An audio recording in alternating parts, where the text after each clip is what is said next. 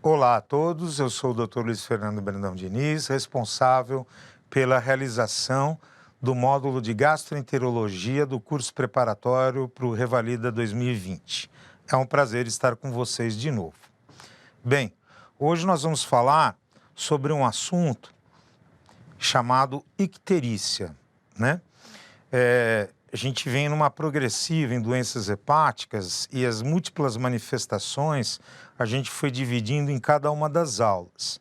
Hoje nós vamos abordar o aspecto icterícia. Bem, a definição.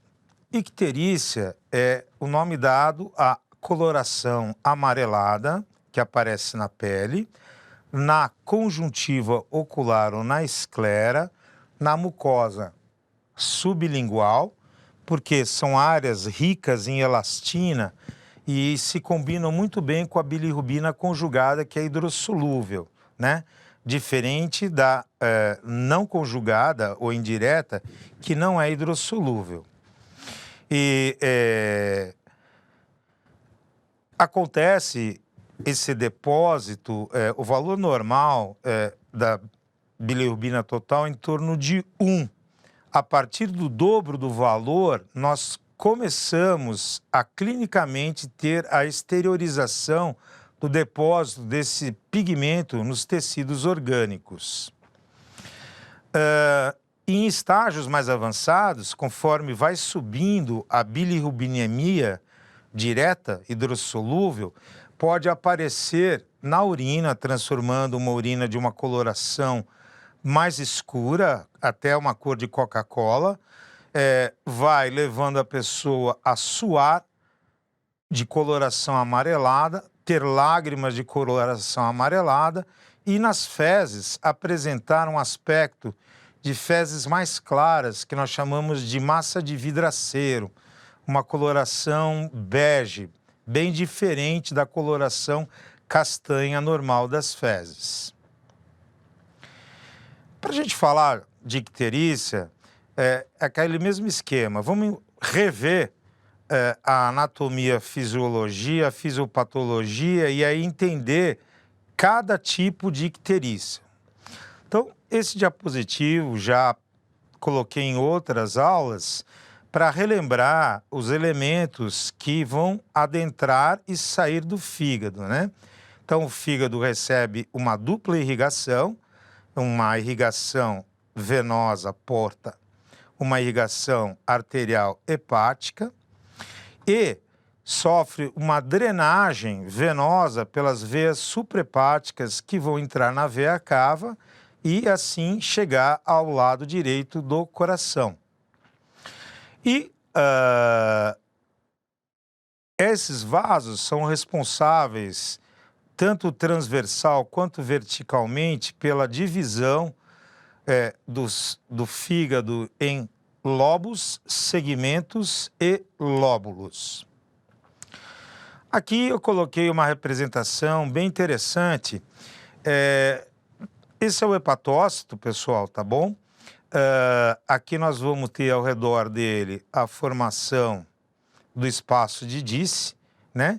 Que é justamente o espaço contido entre os sinusoides, fruto da fusão de ramos das veias porta com ramos da artéria hepática, capilares bem fenestrados, permitindo uma permeabilidade bidirecional, ou seja, do sinusoide para o espaço de Disse para o hepatócito e do hepatócito para o espaço de Disse e para o sinusoide. Afinal, uma das funções que nós conversamos, das mais importantes do fígado, é uma função de retirar toxinas que adentram o nosso fígado provindas do trato digestório, né? Aqui relembrando apenas a irrigação arterial, por quê? Porque alterações na irrigação venosa portal, na irrigação arterial provinda da artéria hepática comum, elas podem levar a lesões nos hepatócitos por hipóxia. Lembrando, lá na frente, que eu vou mostrar o diapositivo, que o lóbulo hepático, ele é uma estrutura geométrica que tem nas suas extremidades uma tríade chamada tríade portal, constituída por um ramo da artéria hepática, um ramo da veia porta e um ramo de um ducto biliar, ok?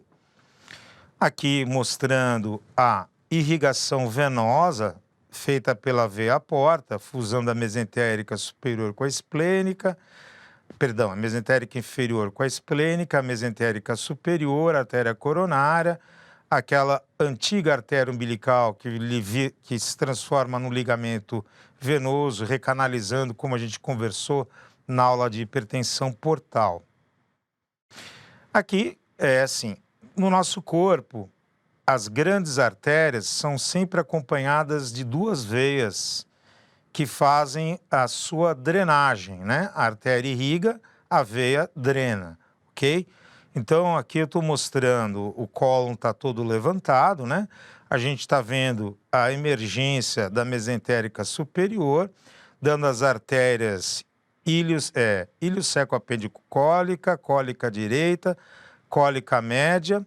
A cólica esquerda vai vir da mesentérica inferior, as sigmoideias, retal superior e média, e a retal inferior vai vir da hipogástrica. Paralelamente, nós temos aqui a visualização da drenagem. Então, para a gente ter a noção que todo o sangue que percorre o tubo digestório, todo o sangue advindo do tubo digestório, cuja função é dividir alimentos grandes em pequenos para serem absorvidos, esses constituintes adentram os afluentes da veia porta, do sistema porta, para serem levados até os hepatócitos e ali se decidir o que é bom e o que não é bom do nosso corpo. O que não é bom do nosso corpo, para o nosso corpo, vai ser conjugado, vai ser detoxificado dentro dos hepatócitos e o que nos interessa entra pela veia centrolobular, que vai gerar as veias suprahepáticas ou hepáticas, caindo na cava, coração direito. Aqui uma visão da porta ramificando intrahepática, né? E aqui uma imagem bem interessante mostrando as veias hepáticas ou suprahepáticas drenando na cava inferior, que vai acabar chegando, como a gente vê nesse diapositivo, a entrada no átrio direito, né? Da veia cava inferior e misturando com o sangue que vem da veia cava superior, indo para o ventrículo direito, saindo pela pulmonar, onde ele vai sofrer os fenômenos de trocas gasosas. Então, aqui a gente vai entrar no que vai realmente ser o ponto básico dessa aula. Então, a gente está vendo aqui uma estrutura hexagonal, e essa estrutura hexagonal, ela tem, ladeando em cada canto, 3 elementos. Um ramo da veia porta, um ramo da artéria hepática e um ramo de um ducto biliar, ok? Então, o sangue conjunto da veia porta com a artéria hepática entra nos sinusoides e aqui troca pelo espaço de Disse com os hepatócitos. O que não interessa é eliminado pós-conjugação nos ductos biliares e o que me interessa vai para essa veia centrolobular, cuja confluência irá estruturar as veias hepáticas ou suprahepáticas. Aqui a microscopia do hepatócito, só para a gente relembrar, né? Então, olha as fenestras ou os espaços existentes no endotélio desse sinusoide. E esse espaço que está entre o sinusoide e o hepatócito é o espaço de Disse. Então, devido ao diâmetro desses poros, e por isso eles se chamam sinusoides, ocorre uma troca muito grande do sangue para o fígado hepatócito e do hepatócito para o sangue. Bom, então, para a gente falar de icterícia, a gente tem que entender o que é e como se forma a bilirrubina, né? Então, vamos falar de metabolismo das bilirrubinas. Ele pode ser dividido em 4 etapas, né? Pode ser dividido na etapa de captação. O que seria isso? Bem, a bilirrubina, ela é oriunda principalmente da hemoglobina. Nós sabemos que a hemácia tem uma vida média de 120 a 180 dias, naquele formato discoide sem núcleo. Após esse período, uma apoptose já é esperada e ela sofre uma deformação. E ao sofrer essa deformação, ela é aprisionada no chamado sistema retículo endotelial. Por que retículo endotelial? Porque as fibras reticulares, elas apoiam as células que vão fazer a fagocitose e que recebem nomes diferentes em diferentes lugares. No fígado, elas vão ser chamadas de células de Kupfer, né? E aí, o que vai acontecer? Eles vão pegar essa matéria já desgastada, essa hemácia explodida, e vão pegar a hemoglobina e separar no grupo M e no grupo globina. O grupo globina são aminoácidos, proteínas. O grupo M é um núcleo tetrapirrólico, cujo centro do anel é o ferro na sua posição de ferro mais 2, para poder ser um aceptor do oxigênio e transportar o oxigênio na circulação. O oxigênio ele é transportado em muito pequena quantidade dissolvido no plasma, mas quase que 100% ligado à hemoglobina. Aí, uma vez que ocorreu essa destruição e o fluxo da veia porta vai apresentar ao fígado esse grupamento M, que vai ser transformado em biliverdina, bilirrubina indireta, adentrará por um mecanismo passivo, portanto, sem gasto de energia, para dentro do hepatócito, onde ele irá ser conjugado, se transformando na bilirrubina direta, que então será excretada por um mecanismo ativo na borda contrária do hepatócito, nos pequenos canalículos biliares, e ali irá começar a fazer parte da constituição da bile. Uma vez a bilirrubina tendo chegado conjugada ou direta nas alças de intestino, as bactérias intestinais elas vão promover a transformação dessa bilirrubina em urobilinogênio. Uma parte vai ser reabsorvido e uma parte vai ser comandado para o rim, onde é filtrado, já que é hidrossolúvel, e em estercobilinogênio, que vai virar estercobilina, sendo uma parte absorvida e a outra que se transforma em estercobilina, responsável pela coloração castanha das fezes. Então, nós temos aqui, depois da destruição da hemácia, o armazenamento da sua matéria-prima para transformação e conjugação e eliminação através da secreção do hepatócito para dentro das vias biliares, sendo que a bile vai sofrer mudanças à medida em que desce a tubulação das vias biliares. Isso é importante porque vai existir, de acordo com esta divisão, problemas de uma grande produção de M que o fígado, o hepatócito, não consegue trabalhar e pode levar a um aumento de bilirrubina indireta, uma hiperbilirrubinemia indireta. Poderá ocorrer algumas síndromes aonde eu não consigo conjugar adequadamente e eu vou ter uma hiperbilirrubinemia mista, assim como também problemas na saída dessa bilirrubina conjugada, aumentando ativamente para o sangue o nível de bilirrubina direta. Então, metabolismo das bilirrubinas.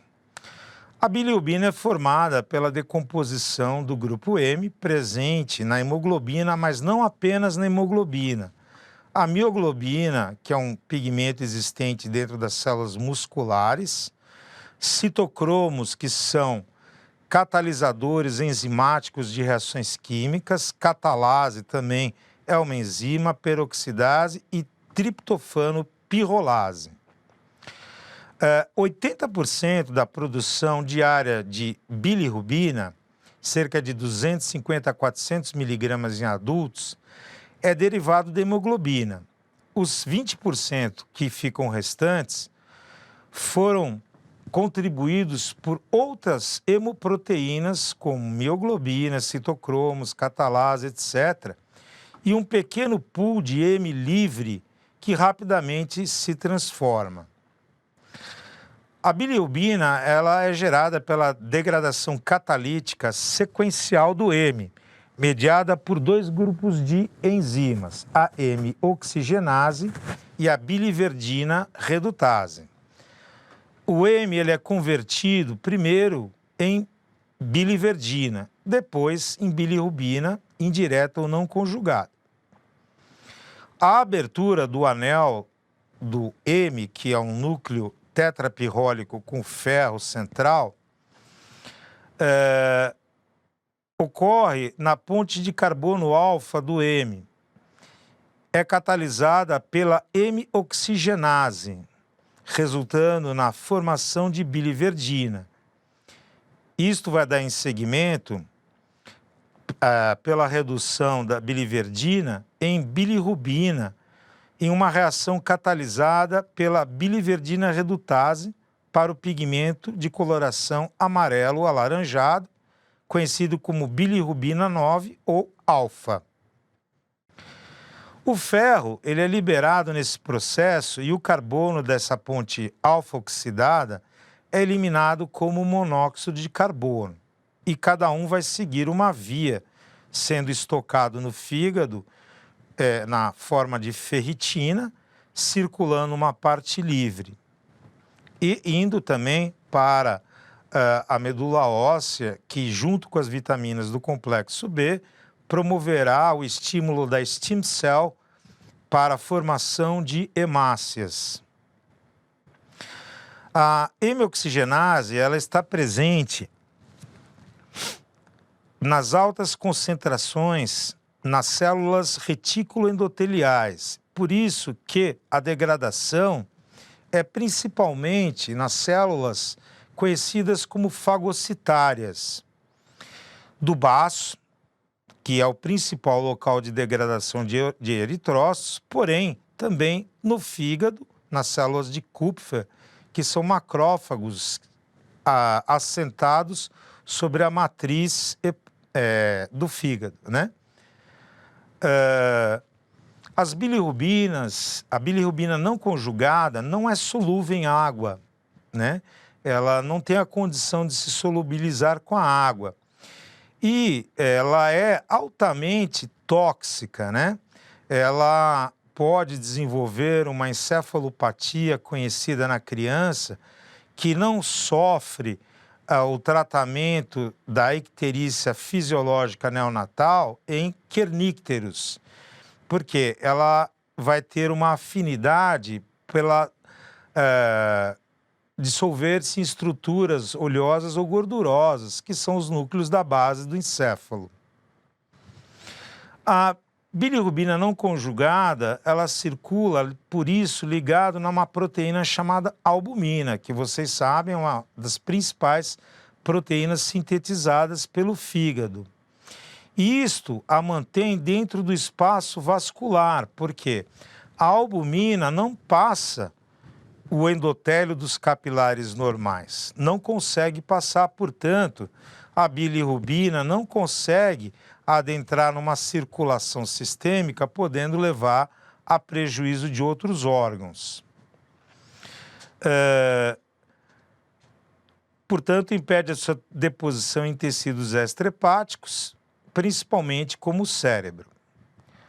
A conversão da bilirrubina 9-alfa em uma forma solúvel em água é essencial para que ela possa, então, ser eliminada do nosso sistema biológico, junto com toxinas ela associadas, né?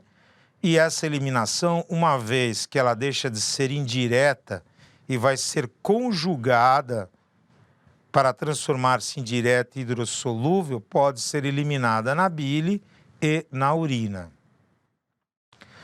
Nos sinusoides do fígado, o complexo albumina-bilirrubina, ele vai sofrer ali uma dissociação. Não dá para entrar dentro do hepatócito acoplado à albumina. Então, ocorre uma dissociação e a bilirrubina passa a ser absorvida com eficiência pelo hepatócito, né? A bilirrubina, enquanto a albumina continua o seu trajeto circulatório. A bilirrubina, então, absorvida pelos hepatócitos por um processo de difusão facilitado. O que quer dizer isso? Não há gasto de energia, né? Não consome energia. Como resultado, o transporte não pode ocorrer contra um gradiente de concentração, quer dizer, se ela estiver muito mais concentrada dentro do hepatócito do que fora, é o princípio da osmose, né? Sempre se desloca aquele que se encontra em maior quantidade por uma membrana semipermeável para o compartimento onde está em menor quantidade. A bilirrubina indireta, ela vai sofrer a conjugação com ácido glucurônico através dessa enzima. Essa enzima cai, pessoal, uridina 5' de fosfoglucuronosil transferase, ou vulgarmente UDP-GT, tá? É esta enzima que vai participar da reação química de conjugação, transformando a bilirrubina indireta em direta. Algumas patologias têm problemas na quantidade ou qualidade de funcionamento dessa enzima e vão levar a processos tanto de aumento da bilirrubina indireta quanto de dificuldade de excreção, tornando-se a bilirrubina conjugada. Na glicuronidação ou glucuronidação, as duas formas são certas, da bilirrubina, uma grande variedade de compostos endógenos, como hormônios esteroides, da tireoide, catecolaminas, que são da suprarrenal, e uma ampla variedade de substratos exógenos, como drogas medicamentosas ou drogas ilícitas, toxinas, agentes tumorigênicos e xenobióticos, quer dizer, substâncias que não pertencem à espécie humana, né? E mediada por uma família de enzimas denominada uridina de fosfoglucuronato glucuronosil transferase. Os então formados glucuronídeos de bilirrubina são, neste momento, a partir daí, solúveis em água. E se eles são solúveis em água, eles podem ser eliminados pela membrana hepatocitária, caindo na bile, e também sendo filtrados pelo rim. São facilmente excretados na bile. A bilirrubina é excretada principalmente na bile humana normal, na forma diglucuronide. Tem a forma mono e a forma di. Bilirrubina não conjugada é responsável apenas por 1 a 4% dos pigmentos da bile normal. Então, quando a gente falou dos processos de formação de litíase biliar, a gente comentou que os ácidos ou sais biliares, quando se encontravam em proporções inadequadas, ocorria uma atração molecular, levando à concreção de um cálculo. A bilirrubina conjugada e outras substâncias destinadas a serem excretadas na bile são secretadas através da membrana canalicular biliar do hepatócito contra um gradiente de concentração, que pode atingir a ordem de 1 para 1000. Portanto, é um processo onde há um gasto de energia grande. E aqui também, se essas enzimas não estiverem funcionando adequadamente, eu vou ter um tipo de icterícia. O pigmento biliar que aparece na bile é principalmente, mais de 98%, conjugado. Bilirrubina conjugada é solúvel em água e não é absorvida pela membrana lipídica do epitélio do intestino delgado. Em comparação, a fração de bilirrubina não conjugada, que é parcialmente reabsorvida e sofre o fenômeno da circulação enterohepática. Então, a bilirrubina, ela, quando conjugada, é reduzida por bactérias que têm determinadas enzimas presentes no cólon que vão transformá-la em uma série de moléculas denominadas de urobilinógenos ou urobilinogênio.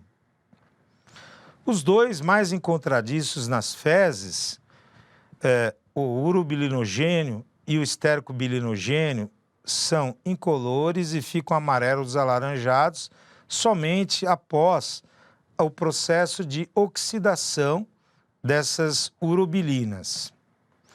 Os urobilinógenos e seus derivados são parcialmente absorvidos pelo intestino e vão passar por uma recirculação chamada enterohepática.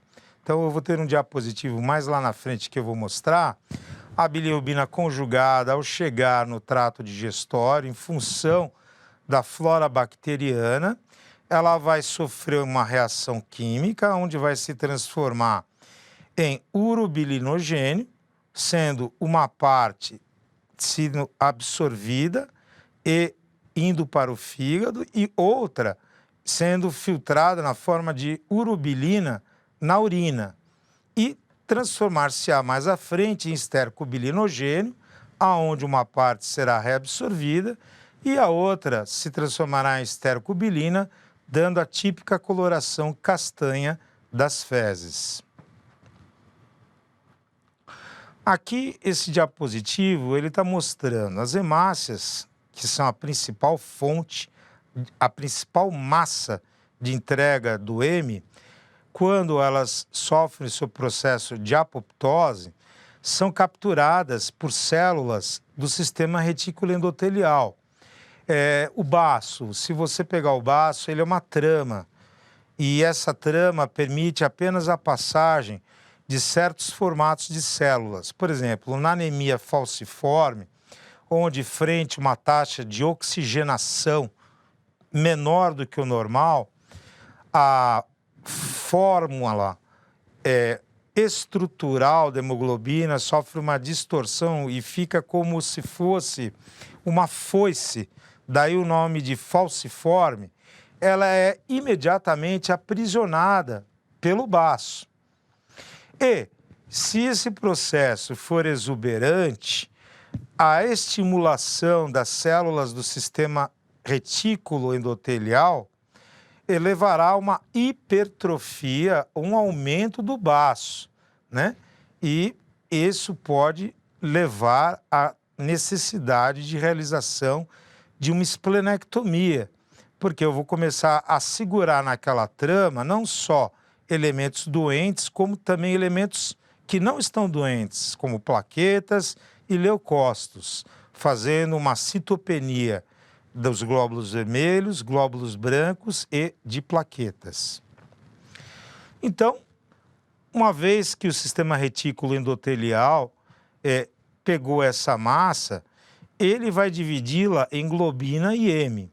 O que interessa é o grupamento heme, que vai gerar, naquelas reações que nós citamos, a formação de bilirrubina livre ou indireta, que não é hidrossolúvel e por isso circula pelo nosso sangue acoplada à albumina. ok? É encaminhado por espaço de Disse, ali desacopla-se a albumina da bilirrubina indireta, por um processo passivo, adentra a célula hepatocitária. Lá dentro vai ocorrer o encontro de enzimas que vão promover a glicuronidação, transformando essa bilirrubina indireta numa bilirrubina direta, que vai por um processo, aí sim, ativo, com gasto de energia contra um gradiente osmótico, ser eliminado para dentro do canalículo biliar. E aí, seguindo as vias normais, até terminar o ciclo enterohepático. A bilirrubina vai ser conjugada através da enzima UDP-GT, que a gente conversou, e uma vez conjugada, ela cai no tubo digestório. No tubo digestório, nós vamos ter presença de enzimas de ação bacteriana que vão quebrar essa bilirrubina conjugada em urobilinogênio, aonde uma parte vai ser reabsorvida e filtrada nos rins e no processo de oxidação vira urobilina e dá uma coloração à urina. Ou se transformará em estercobilinogênio, que por um processo de oxidação se transformará em estercobilina, dando o pigmento característico castanho das fezes. Então, a grande massa de movimentação das bilirrubinas é advinda da quebra das hemácias. Aqui é um esquema do hepatócito mostrando a mesma coisa. Então, nós estamos vendo aqui a zona occludens, que é a junção, a tight junction entre dois hepatócitos, o primeiro raminho do canalículo biliar. Estamos vendo aqui os sinusoides, né? O espaço de Disse e a entrada, a albumina associada à bilirrubina se dissocia, a bilirrubina indireta adentra o hepatócito. Em função da enzima, ela vai se transformar em bilirrubina direta e ser transmitida ou carreada por um mecanismo com gasto de energia para os canalículos biliares. Aqui é um outro esquema mostrando mais ou menos, porque ver uma figura a gente grava muito melhor do que o enunciado das reações químicas, né? Então, aqui nós temos o grupo M adentrando e se transformando em biliverdina e depois em bilirrubina indireta. Ligar-se à albumina, corre pelo sangue, dissocia antes de entrar no hepatócito, conjuga no hepatócito e contra um mecanismo de contracorrente ou com gasto de energia eliminado no canalículo biliar. Aqui mais uma vez a gente falando sobre o substrato que sob a ação da enzima vai se transformar em glicuronídeo, né? Eu achei esse esquema aqui, gente, fantástico, né?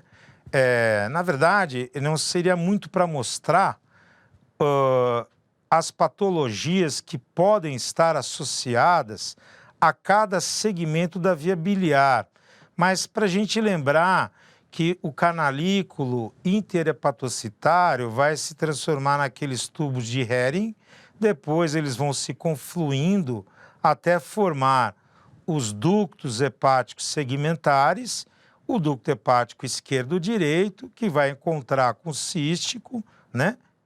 Quando ele é hepático direito, esquerdo e direito se unindo, ele passa a ser chamado comum, e com o cístico colédoco, abrindo-se junto com o ducto de Wirsum, né? No esfíncter de Oddi, na segunda porção do duodeno, em sua face medial.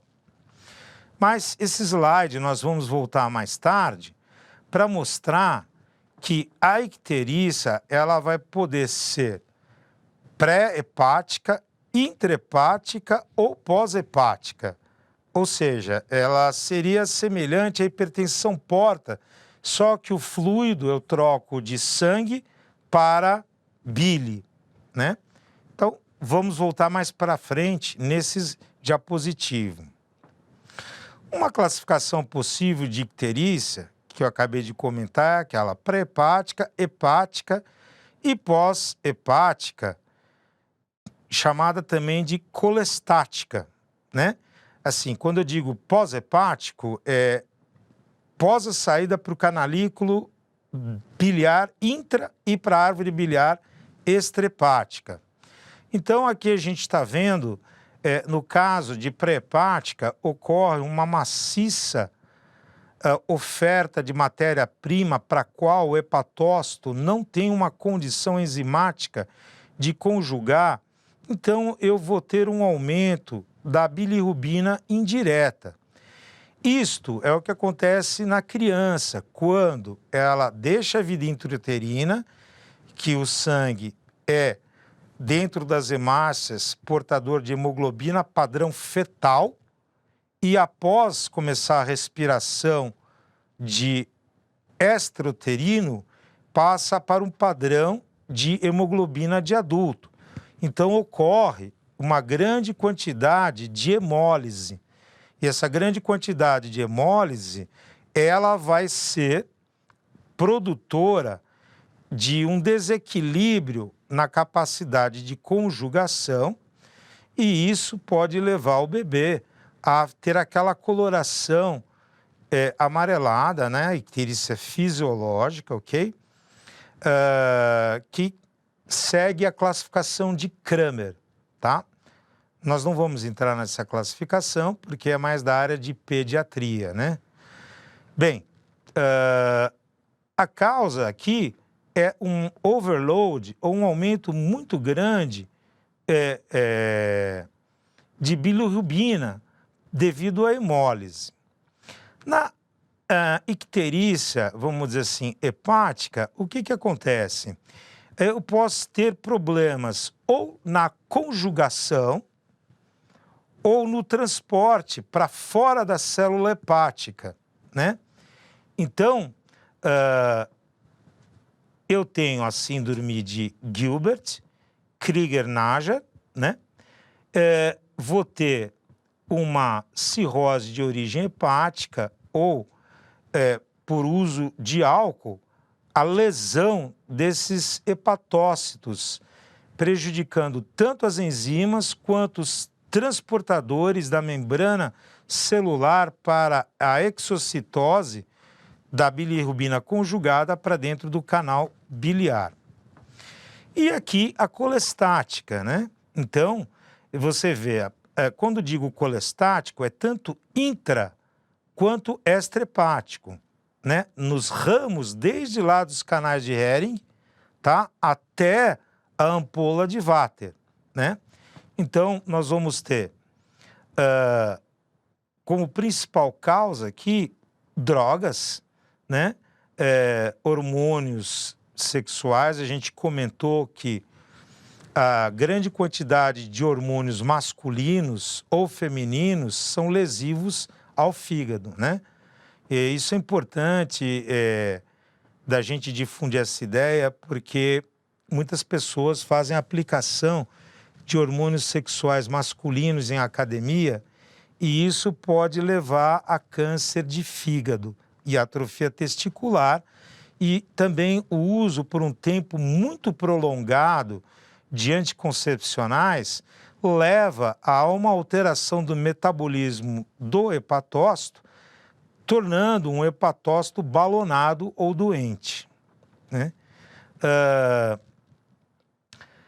Ocorre também por doenças que são primárias aos ductos biliares, congênitas primárias, como a cirrose biliar primária, ou por obstrução dos ductos biliares, seja por cálculo, seja por tumor, por colangite esclerosante, secundária a uma doença como retocolite, enfim.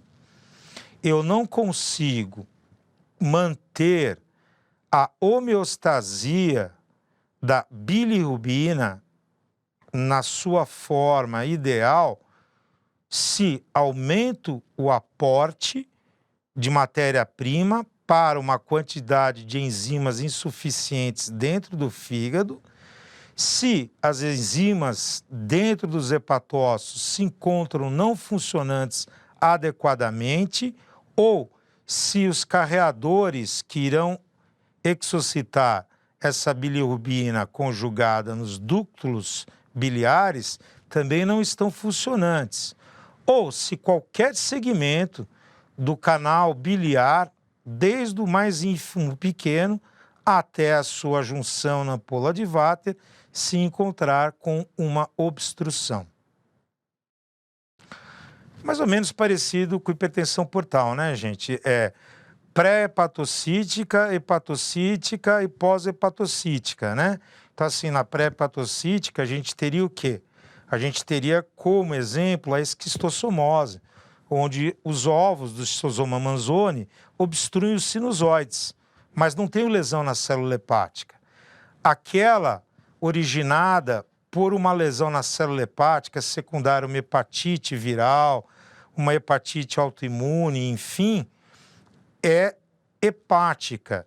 E na drenagem da circulação venosa para a veia cava, uma obstrução seria considerada hipertensão portal pós-hepatocítica, chamada de Budd-Chiari, quando compromete a veia cava inferior, por tumores de suprarrenal, enfim, há várias possibilidades.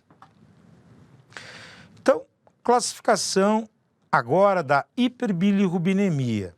Ali nós comentamos os tipos de icterícia, né, que refletem níveis de bilirrubina total acima de 2 miligramas por decilitro no nosso sangue. Aqui nós vamos falar sobre os tipos de hiperbilirrubinemia que levarão à icterícia. Então, quando a hiperbilirrubinemia é originada por um aumento de bilirrubina conjugada, o que pode estar acontecendo? Pode ser um defeito no transporte de ânions orgânicos canaliculares. Então, aí nós temos a síndrome de Dubin-Johnson, que é uma síndrome genética autossômica recessiva, onde ocorre uma hiperbilirrubinemia conjugada crônica, com depósitos na lâmina visíveis de pigmentos melânicos nos hepatócitos, né? Pode ocorrer por um defeito na recaptação da bilirrubina sinusoidal. Então, aí nós temos a síndrome de Rotor, né? A síndrome de Rotor é uma síndrome hereditária, onde ocorre uma hiperbilirrubinemia conjugada, porém não hemolítica. O problema é outro, não é a hemólise, é justamente a maquinaria dentro do hepatócito. E apresenta nas lâminas uma histologia normal. Pode ser por colestase extrahepática. Então, eu posso ter um cálculo de vesícula biliar que desceu pelo cístico, caiu no colédoco e pode passar pela papila de Vater, dando um edema na mesma, e esse edema fecha a drenagem biliar para o duodeno, assim como pancreática, provocando um quadro de pancreatite aguda biliar ou de colangite aguda infecciosa. Ou o cálculo fica como aquela bolinha de quem mergulha, conhece o snorkel, quando afunda, a pressão da água empurra a bolinha e oclui o tubo de ar. E quando você levanta, sem a pressão da água, a bolinha ela se movimenta. Então, são casos em que nós observamos uma icterícia flutuante. Tumores intrínsecos e extrínsecos à via biliar, por exemplo, um colangiocarcinoma é um tumor intrínseco à via biliar. É um tumor originado das células que revestem os tubos ou os ductos biliares. Mas pode ocorrer também de eu ter um fenômeno de compressão extrínseca por um tumor de origem pancreática. O tumor de pâncreas, que nós vamos ter uma aula só sobre isso, ele dá manifestação de icterícia, e quando ele dá essa manifestação, praticamente ele já é inope, porque o espaço perivasos portomesentéricos já está mais do que 180 graus comprometido. Ele, por compressão do colédoco, leva uma obstrução extrínseca com um acúmulo de bile amontante e retrodifusão caindo no sangue. Temos também o caso da colangite esclerosante primária, que a gente comentou, que vai esclerosar, endurecer os canais biliares e, com o progredir, eles vão ficando como pequenas cordas, impedindo a descida da bile e ocorrendo a retrodifusão. A colangiopatia da síndrome da imunodeficiência adquirida. É interessante que, assim como no Covid-19, né, a gente, a princípio, só via a manifestação da pneumonia intersticial.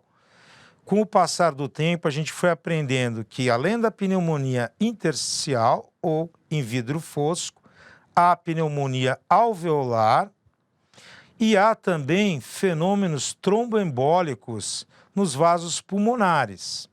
E mais para frente, nós fomos vendo que ele compromete também células musculares cardíacas, células hepáticas e células renais. A mesma coisa com o síndrome, com o HTLV,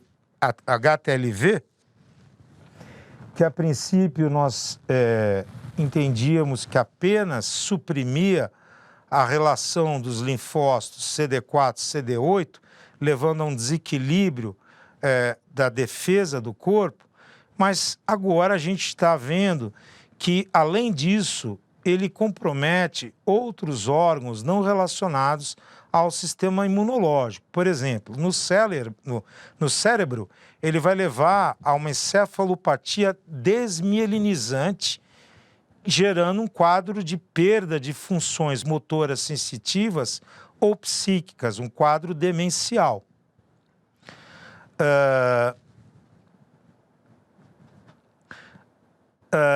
Pancreatite aguda e pancreatite crônica. A pancreatite aguda e a pancreatite crônica, da mesma forma que tumores de cabeça de pâncreas, elas comprimem o colédoco, né?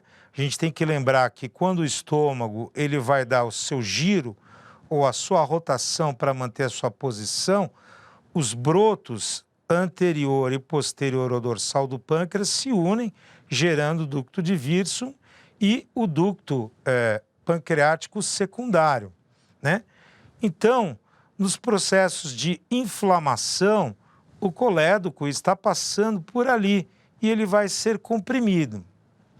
Sendo que tanto uma quanto outra patologia que nós também vamos conversar e estudar são extremamente letais ou extremamente mórbidas.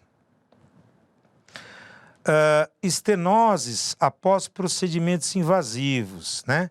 Então, o que quer dizer um procedimento invasivo? Eu tenho um cálculo impactado na via biliar. Dependendo de onde eu estou, eu posso resolver de inúmeras maneiras. Porém, a maneira mais usual é a realização da colangiografia endoscópica retrógrada, onde um duodenoscópio, que tem uma visão lateral diferente do endoscópio, que tem uma visão 0 graus, ele vê a papila e, pelo seu canal de trabalho, nós introduzimos um fio-guia. Esse fio-guia adentra dentro da papila, né? Portanto, ele pode ser direcionado para o Wirsum ou para o colédoco. e eu passo uma camisa por cima e injeto contraste, realizando a colangiografia endoscópica retrógrada ou estudando o ducto de Wirsum. E, se necessário, eu monto uma alça de diatermia e corto entre 11 e 13 horas da papila de Vater a musculatura conjunta desses dois ductos, porque eles têm musculaturas separadas também, e assim eu abro esse orifício, permitindo a drenagem, introduzo uma gaiola chamada basket subradioscopia e vou pescar, balançando o basket, o cálculo dentro e retiro um por um até ter a via biliar totalmente livre. Posso usar também essa metodologia se eu tenho um tumor estenosante de colédoco ou um tumor estenosante de via biliar alta na sua junção, como Klatskin. Eu posso colocar, se dependendo da possibilidade de sobrevida, diferentes tipos de stents, assim como eu coloco nas coronárias, né? Eu ponho por dentro do endoscópio, disparo e o stent ele abre. E esse stent ele pode ser forrado ou não, né? Depende do local onde você está e da expectativa de sobrevida desse paciente, porque o stent que é revestido é muito caro, né? E há indicações também, premissas para a utilização de cada um deles. Então, toda a manipulação da via biliar, toda a manipulação endoscópica, ou se por laparotomia numa cirurgia de colicistectomia você lesa, e aí nós temos uma classificação para a lesão das vias biliares, ou numa colistectomia por videolaparoscopia, você também comete uma lesão e essa lesão for percebida de imediato, ótimo, você consegue corrigir e é muito menos mórbido e muito menos letal do que o reconhecimento dessa lesão por sinais de peritonite que vão levar a um processo fibrótico desses canais, dificultando a sua correção. Infecções parasitárias. Parece incrível, mas ainda nós somos um país onde a verminose continua alta. Eu já operei um caso de criança por suboclusão, ou melhor, por obstrução intestinal de Delgado, por Ascaris lumbricoides, o que não é o ideal. O ideal é você dar o remédio para matar o verme junto com óleo mineral, ele morto, com peristaltismo e óleo mineral, ele se dissolve. Porém, a criança apresentava sinais de peritonite pelo mecanismo de distensão, isquemia, transmigração bacteriana, queda de bactéria dentro da cavidade peritoneal e peritonite. Então, eu tive de abrir a alça e tirar os vermes. E da mesma forma, eles também podem subir pelo papila de Vater e caminhar para dentro do ducto de Wirsum ou para o ducto colédoco. Nesse caso, você vai ter um processo de icterícia que pode ser bem visível aos exames de imagem e você trata, a princípio, com vermífugos e, se não tem sucesso, você pesca o verme por colangiografia endoscópica retrógrada usando um duodenoscópio. Mas é uma realidade ainda, né? Lembrar que nós temos os vermes que são cilíndricos, né? Necator e Ascaris, e os que são planos, os trematórios, né? Tênia solium e saginata. Colestase intrahepática. Bem, aqui está ocorrendo dentro do fígado, então pode ser por um problema na célula hepática ou nos canalículos que estão dentro do fígado. hepatite viral é campeã pelo seu processo de destruição das células do fígado com regeneração automática, de maneira desorganizada, desestruturando o estroma hepático e levando à dificuldade de drenagem de bile e de passagem de sangue transhepático para as veias suprahepáticas e veia cava inferior. A hepatite alcoólica, gente, esse é um problema social, né? Houve uma época aqui em São Paulo em que se entrou com a lei que proibia beber a partir das 10 horas da noite. Eu trabalhava num hospital, num ponto impactante, bastante violento, e houve uma redução abrupta dos casos de ferimentos por arma branca, por ferimentos de arma de fogo, por traumas cinemáticos, deslocamento de carro batendo, né? Projeção pela janela, capotamento e etc. Porque um paciente que é vítima de um politrauma, porque se encontra alcoolizado, ele custa para o sistema uma somatória de dinheiro que poderia ser utilizado em investimentos na medicina preventiva e não terapêutica, né? E o valor de um chamado rabo de galo, para quem não sabe, é mel com pinga, 50 centavos, né? O teor alcoólico da cachaça é em torno de uns 40%, é altíssimo, né? Para quem é sensível, você já logo começa a entrar nas fases de alteração comportamentais do álcool. No primeiro instante, euforia, no segundo instante, a depressão, podendo evoluir para o alcoolismo patológico, onde há agressão, ou para o coma alcoólico. A esteatohepatite não alcoólica, então aquela relacionada, como nós vimos, à síndrome plurimetabólica de resistência à insulina periférica, aonde ocorre a vacuolização dos hepatócitos por óleos e gorduras, lipídios, isso podendo levar a um processo de esteatohepatite, fibrose, cirrose e carcinoma. Graças a Deus, isso não é o comum, né?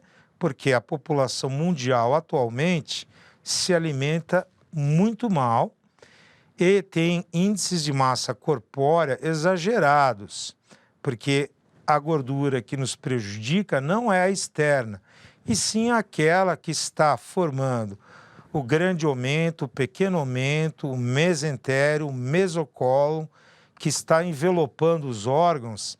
Essa é a gordura fatal que vai gerar os processos de ateromatose com infarto. A hepatite crônica. Bom, hepatite crônica tem um diapositivo mais à frente, são milhões de causas, né?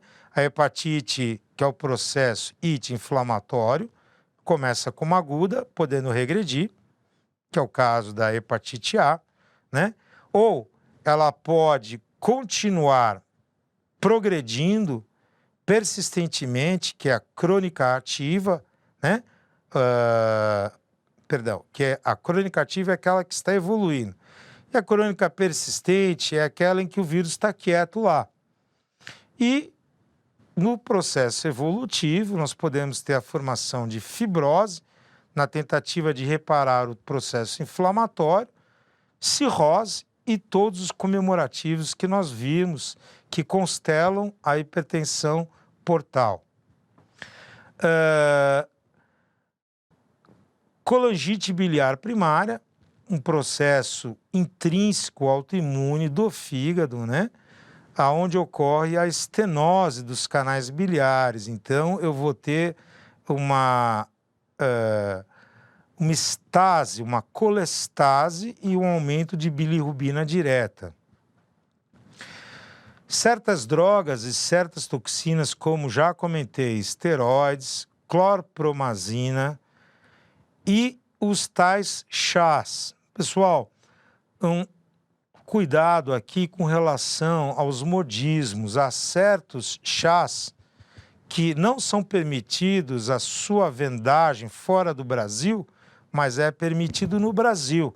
E eles podem induzir uma hepatite autoimune, evoluindo para fibrose, cirrose e todos os seus comemorativos. No caso aqui ele tá mencionando o chá da Jamaica. E alguns venenos, como o arsênico, também promovem esse tipo de problema. Fósforo é uma outra substância que, se ingerida in natura, degenera o seu fígado imediatamente, né? Ele é extremamente hepatotrópico e altamente lesivo. O processo de septicemia, né? Então, assim, o que é sepsis? Eu inicio um foco inflamatório infeccioso que cai na minha circulação e vai se implantar como metástases em todos os outros órgãos. Isso é septicemia. Choque pode estar presente dentro da septicemia. Por quê? O choque séptico ele tem duas fases, uma fase quente e uma fase fria. Então, na fase quente, ocorre primeiro a vasodilatação de esfíncteres pré-capilares, com um fenômeno de chuntagem. E depois eles vão se fechar e toda a irrigação de todos os órgãos do nosso corpo vai ser prejudicada, levando a um metabolismo anaeróbico, né? Sem oxigênio e sem uma fonte de alimento e sem oxigênio, eu tenho o fenômeno do infarto. Doenças infiltrativas do fígado, como a amiloidose, linfoma, sarcoidose e a tuberculose, que está voltando também atualmente. A nutrição parenteral total. Veja, se eu uso uma via para-ênteron, paralelo ao tubo digestório, é claro que não vai ocorrer os fenômenos fisiológicos da digestão.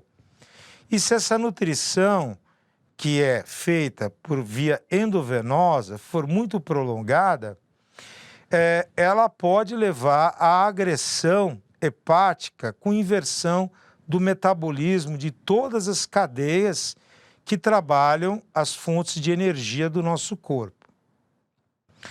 Colestase pós-operatória. Bom, a colestase pós-operatória pode estar relacionada, você fez uma anastomose na via biliar e pelo edema ocorre um acúmulo amontante de bile, né? O transplante hepático, ele pode apresentar isso a princípio, né? As grandes complicações do transplante hepático são a trombose das veias anastomosadas, a deiscência das vias biliares anastomosadas e também a trombose arterial.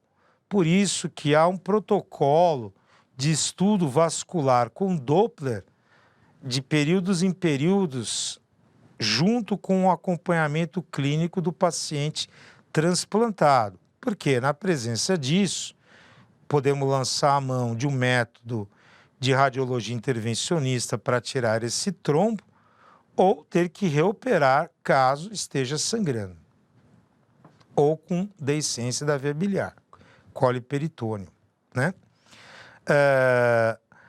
Agressão hepática na crise da doença falciforme, como eu comentei, né? A hemácia, quando ela perde seu núcleo, ela ganha uma forma bicôncava que parece muito uma bala antiga chamada bala soft, né? Mas, no caso da anemia falciforme, com a queda da taxa de oxigenação do ar ambiente, há uma mudança na fórmula estrutural da hemoglobina e ela assume a forma de filamentos, dando à hemácia um aspecto de uma foice.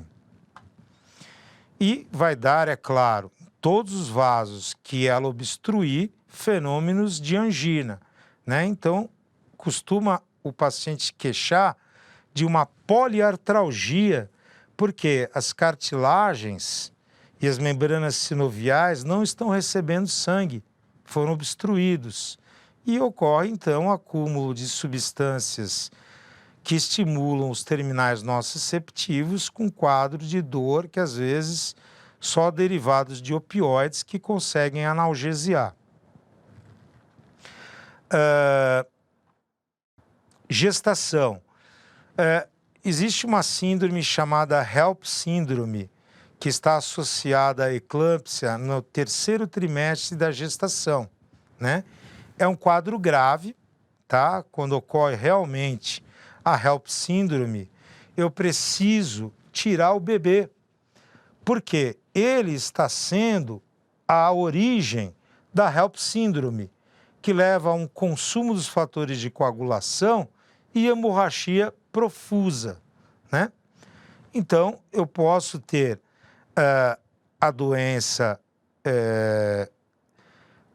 na forma mais grave, ou como a mulher se encontra extremamente embebida de progesterona, a circulação sanguínea ela também fica alterada, né? A tríade de Virchow vai ser mudada e isso pode levar a uma congestão biliar, um acúmulo, né? A montante de bile dessa área hepática machucada ou inflamada ou destruída. E, finalmente, a doença hepática terminal, né?